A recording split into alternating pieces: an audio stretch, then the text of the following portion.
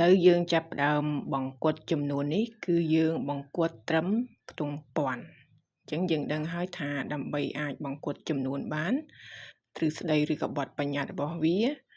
គឺគេត្រូវតែមើលលេខនៅជាប់នឹងវាពេលណាដែលលេខនៅជាប់នឹងវានោះគឺធំជាង5មានន័យថា6 5ចាប់ពី5 6 7 8 9ទៅលេខនោះគេត្រូវបង្គាត់ឡើងប៉ុន្តែបើសិនជាលេខនៅជាប់នឹងវានោះ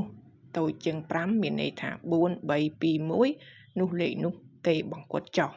ឥឡូវយើងចាប់ដើមអនុវត្តជាក់ស្ដែងគឺយើងបង្គាត់ត្រឹមខ្ទង់ពាន់ឥឡូវយើងចាប់ដើមទាំងអស់គ្នារាយ10 រយពាន់